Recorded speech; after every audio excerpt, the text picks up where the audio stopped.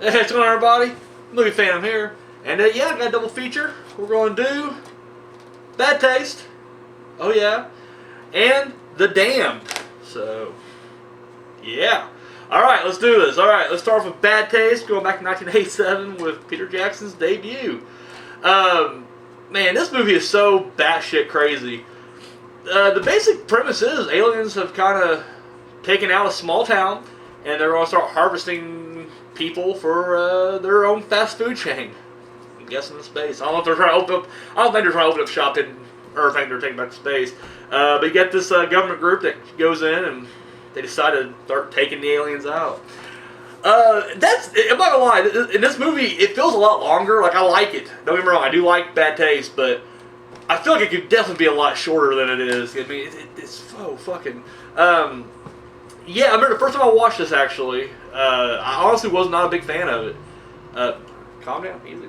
Because it was just like, I didn't know what the fuck was going on. And even though, like, it is a very thin plot, for whatever reason, I was just fucking lost. Like, I was just like, what the fuck's happening here? I didn't know anything, and I don't know. It was a bad first viewing experience, but then years later I watched it again, and I really liked it, and kind of got the humor of it more. I think that's another thing. I thought it was a straight-up horror film.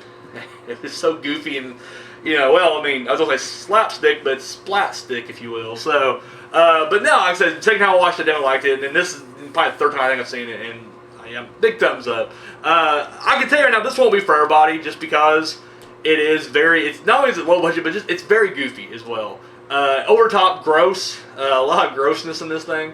Any kind of bodily fluid, it's in this movie right here. The one thing that always surprised me the most, and I'm not joking when I say this, is the guy who directed this would go on to direct the Lord of the Rings trilogy. Or both. He did both trilogies. He did 6 fucking Lord of the Rings movies that grossed over like $1 trillion fucking dollars or whatever. But like, at what point was like New Line like, yeah, let's trust the guy who did Bad Taste and Dead Alive and Meet the Feebles. Let's get that guy. That guy clearly can handle a multi-million-dollar franchise. But he does a great job, and I think honestly you can see a little bit of that genius come through in this, because I mean it is such a low budget a but he makes it work. Like a lot of really inventive shots and everything.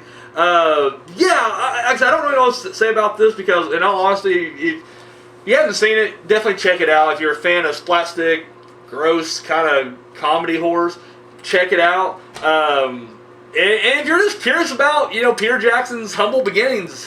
Boom. I was actually shocked, and I'll be honest with you, because I've seen it twice before, but I've never stuck around for the credits, I guess, or I don't know. I did not realize that Peter Jackson played both characters. I knew he played the alien, because it looks like Peter fucking Jackson. I mean, you can just tell, like, that's Peter fucking Jackson right there. But I didn't realize he was also the main guy. What's his name, Rick? Dave? I don't know what his fucking name is. Oh, I just watched it the other night, too. Doesn't matter. The main guy, the guy goes crazy, because he gets his head's splattered and brains falling out. The guy goes fucking nuts at the end and then ends up flying a spaceship, and he's coming back to him. But yeah, I had no idea that was Peter Jackson at all. Like, at all. Which makes the movie even more brilliant, because there's a fight scene between the two, like on a cliff, and you're just like, oh shit, it's both those guys. So, yeah, big thumbs up right there. Check it out. Like I said, it's definitely worth watching. And up next, we got The Damned, 2013. Yeah, this movie actually, Maya reviewed it on her channel, and I don't know if she recommended it or if I just heard talking about it, but either way I came across it, and yeah, I was kind of curious, and I'm not gonna lie, I went into it blind. I didn't read a synopsis, I didn't look into it, I didn't watch her review, I just said, let's just check this movie out. And honestly, I guess I was expecting to be deranged hillbillies, because what it is a group of people. They're down in they're somewhere in South America. I'm blanking on the country now. I'm sorry, I'm horrible. But they're down in South America, and anyways, they're about to go back. They're going to hit the airport soon and leave, and it starts. This massive rain is going on, and it starts flooding. And there's the road is supposed to be closed because of landslides and shit. So. Like the cop even pulls them over, like, guys, you guys need to head back the other way and, find a detour or whatever. And they're like, yeah, sure. But the cop just leaves and they just drive straight anyways. And they're like, I know this road. I'll take it right to the highway. And of course, they get hit with some water, and then the car dies, and they have to go find shelter. And they find this house. And once again, I'm still under the impression like this is going to be like a deranged hillbillies, or now it's like a Touristas kind of, torture porn waiting to happen kind of thing. And no, in fact, what we'd find is there's this guy. He's a caretaker, I guess, of this like hotel. And anyways, he I can't get too much into it, but basically, he's holding this secret. And yeah, I will say, because I mean, I ain't getting a whole lot away, I guess, but you're dealing with the forces of like supernatural evil.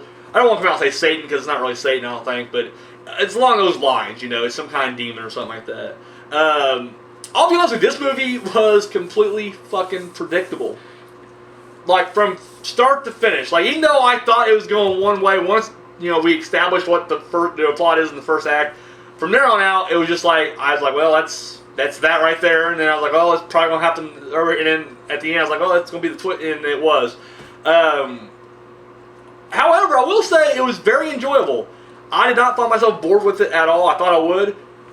Because it has, and I like the guy in, he was Mike Dexter in, Can't Hardly Wait, the jock asshole.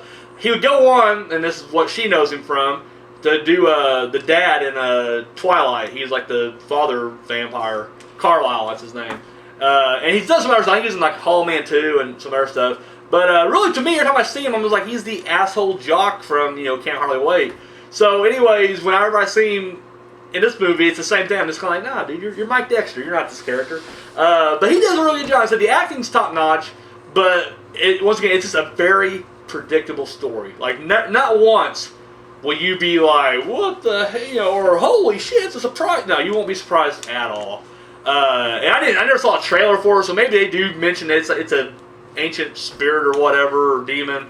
But yeah, either way, but I liked it. It's on Netflix right now. I would recommend it. It won't be the greatest thing you ever see, but it won't be the worst thing either. Definitely a way to spend an afternoon. Got some Netflix. So yeah, Bad Taste, thumbs up. The Damned, thumbs up. And yeah, that's all I got. So guys, have a great weekend, and until next time.